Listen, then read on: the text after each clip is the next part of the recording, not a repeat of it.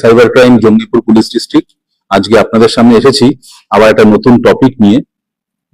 যে টপিকটার নাম হচ্ছে সেক্সটর্শন।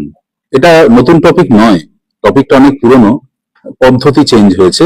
আগে যেটা ও মানে ম্যানুয়ালি ছবি তুলে নিয়ে বা অন্য কোনোভাবে এই সেক্সটর্শন করা হতো, এখন সেটা সোশ্যাল মিডিয়া বা সোশ্যাল মিডিয়ার ধরনের বিভিন্ন অ্যাপ্লিকেশনস যেগুলো ইন্টারনেটে ছড়িয়ে আছে এবং অন্যান্য পদ্ধতিতে নতুন যে দামি মোবাইল গুলোতে আরো কিছু অ্যাপ্লিকেশনস গুলো থাকে, অথবা অ্যান্ড্রয়েড মোবাইল গুলোতে বিভিন্ন যে অ্যাপ্লিকেশনস গুলো সচরাচর আমরা প্রত্যেকদিন ইউজ করি, তার মাধ্যমে একজনকে বোকা বানানো বা এক্সটর্শন করাটা এখন খুব র্যাম্পেন্ট হয়ে গেছে। প্রচুর এই ধরনের কেস আমরা প্রত্যেকদিন পাই। এই সেক্সটর্শন জিনিসটা কি?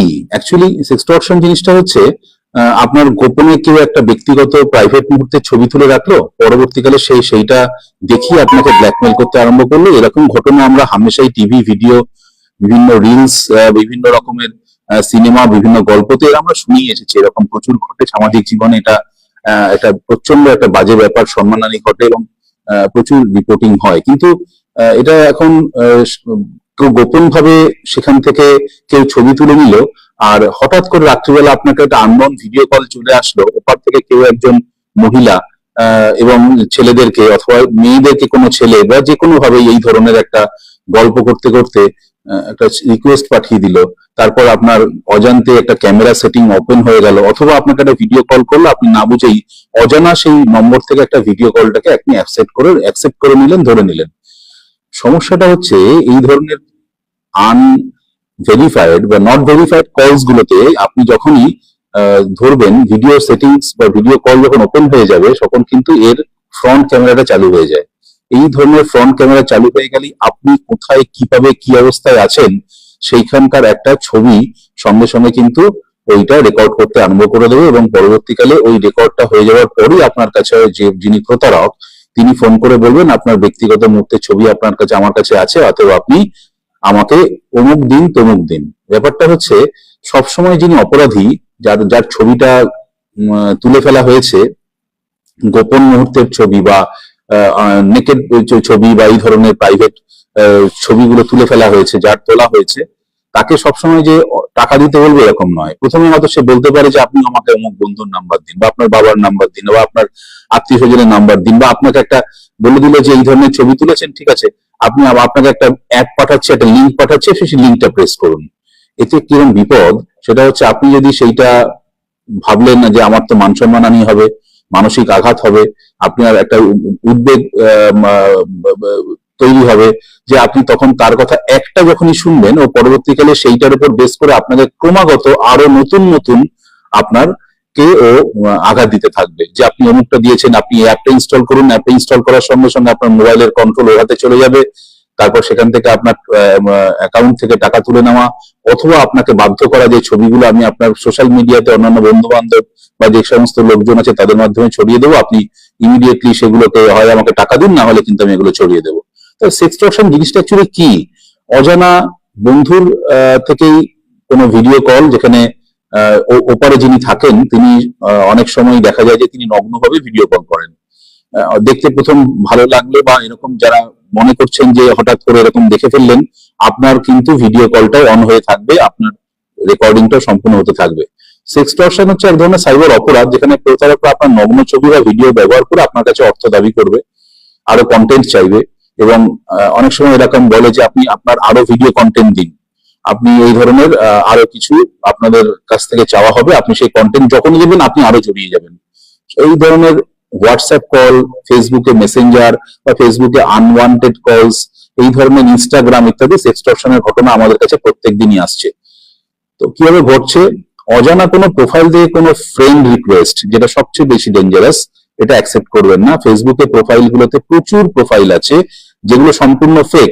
ছেলেরা মেয়েদের ছবি ব্যবহার করে ফেসবুকে বা মেয়েদের কোনো নাম দিয়ে ইউজ করছে, অথবা দেখা গেল মেয়েরা ছেলেদের নাম দিয়ে ইউজ করছে। এরকম প্রোফাইল গুলো ভেরিফাই না করে একদম ফ্রেন্ড রিকোয়েস্ট অ্যাকসেপ্ট করবেন না। প্রথমে একটু বন্ধুর রিকোয়েস্ট, তারপর ছোট ছোট গল্প, তারপর সেখান থেকে আরো খোলাখুলি নগ্ন ভিডিও কল, বিশেষ করে রাত্রিবেলা, এবং সঙ্গে সঙ্গে সেটা কিন্তু রেকর্ড করে নেবে।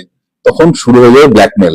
এই যে সেক্সটর্শন, তার পরিণতি কি? সেক্সটর্শনের পরিণতি হচ্ছে মানসিক আঘাত। যখন থেকে আপনার কাছে কলটি আসবে যে আপনি যদি এতে সাড়া না দেন, অর্থ না দেন, বা অমুকটা বলছি তমুকটা বলছি এটা আপনি না করেন, তখনই কিন্তু ওরা বলবে যে আপনার বন্ধু বান্ধব, আত্মীয় স্বজন, ফেসবুক প্রোফাইলে যত ফ্রেন্ড আছে তাদের সবাইকে আমি কিন্তু এই ছড়াতে আরম্ভ করবো। তাতে কি হবে? মানসিক উদ্বেগ হবে, বিষণ্ণতা হবে, আত্মহত্যার প্রবণতা হতে পারে, আর্থিক ক্ষতি হতে পারে।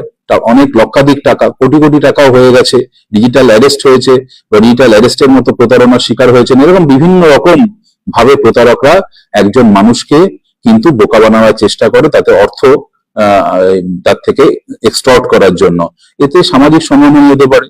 অনেক সময় দেখা যায় মানুষ অজান্তেও ভিডিও কলটা ধরে ফেলেছেন, তারপর বুঝতে পারছেন। অনেক মানুষ আছেন যারা সামাজিক ভাবে প্রোফাইলে ব্যস্ত থাকেন, প্রচুর সামাজিক কাজ করেন, তাদের কাছে কিন্তু আননোন কল, আমাদের যেরকম নর্মালি আমরা একটা মানুষকে ভাবি যে চেনা মানুষের ফোনটা ধরবো, অচেনাটা ধরবো না, তা বলে তো হবে না। প্রচুর মানুষ আনওয়ান্টেড কলস আছে যেগুলো চেনেন না, সেরকম আননোন কলস আছে যেগুলোকে আপনি ধরছেন, সেরকম অজান্তেই একটা কল এরকম ধরে ফেলেছেন, তো বুঝতেই পারেননি ভিডিও কলটা অন হয়ে গেছে, ধরে ফেলেছেন, এবং সে যে যাই হোক সেখানে একটা ভিডিও কোনোভাবে আপনার রেকর্ড হয়ে গিয়েছে। যদি সেরকম হয়ে যায় তাহলে কি করবেন?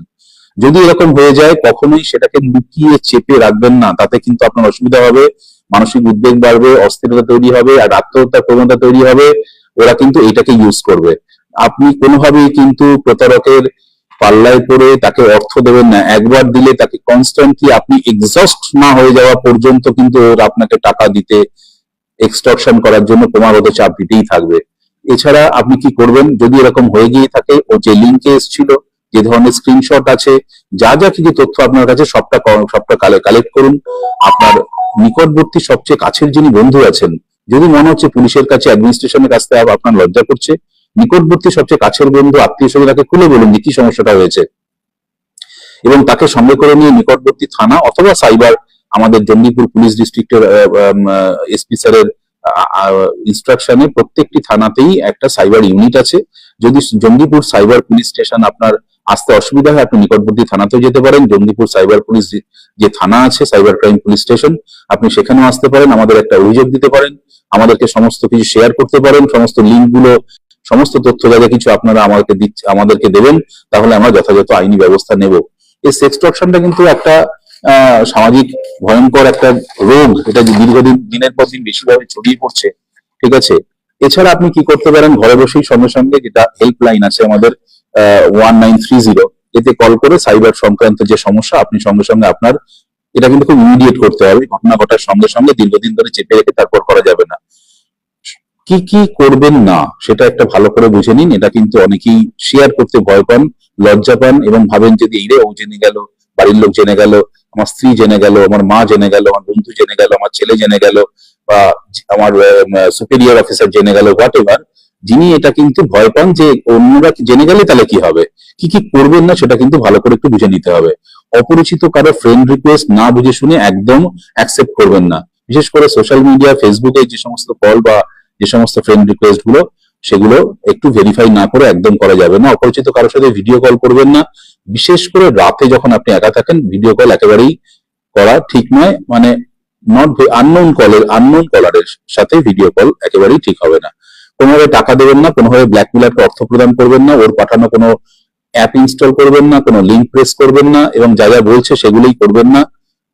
এবং যদি বুঝে রাখেন যে এরকম হয়ে গিয়েছে, তাহলে ইমিডিয়েটলি আপনার নিকটতম যিনি আছেন, সবচেয়ে কাছের মানুষ, তাকে শেয়ার করুন। কোনো নগ্ন ছবি বা ভিডিও কিন্তু ওইটা করার পর তবে বলবে যে ঠিক আছে, তুমি এটা তো হয়েই গেছে, তাহলে আমাকে একটা এইরকম ধরনের ভিডিও শুট করে পাঠাও। ওটা করলে কিন্তু আপনি আরো ফেসে যাবেন। কোনো নগ্ন ছবি বা ভিডিও শেয়ার করবেন না, কাছের মানুষকে অনলাইনে নগ্ন ছবি বা ভিডিও পাঠাবেন না, ঘটনা কোনো লুকাবেন না, এবং লজ্জা বা ভয় চেপে রাখবেন না। আপনার ফেসবুক সেটিংসটাকে প্রথমভাবে ভীষণভাবে প্রোটেকশন দিয়ে রাখুন, সুরক্ষিত করুন। একটা প্রাইভেসি সেটিংস আছে, আপনার প্রোফাইলকে প্রাইভেট রাখুন, এবং আপনাকে মেসেজ যারা করতে পারবে সেই তার সংখ্যাটাকে সীমিত করে দিন। টু ফ্যাক্টর অথেন্টিকেশনটাকে অন করে দিন, শক্তিশালী পাসওয়ার্ড ব্যবহার করুন, এবং টু ফ্যাক্টর অথেন্টিকেশন চালু করে দিন।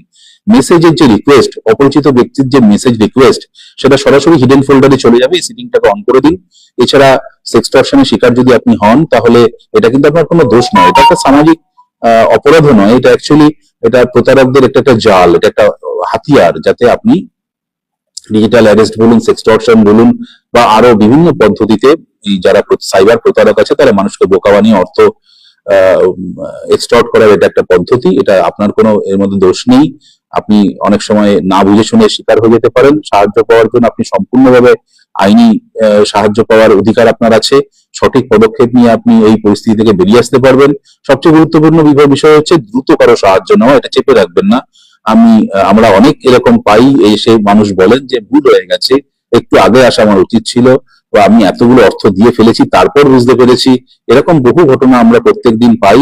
সুতরাং ঘটনাটিকে ইমিডিয়েটলি যত দ্রুত সম্ভব প্রশাসনের নজরে আনুন, সাবধানে থাকুন, নিজের সোশ্যাল মিডিয়া অ্যাকাউন্টকে সুরক্ষিত রাখুন, প্রতারকদের ফাঁদে পা দেবেন না।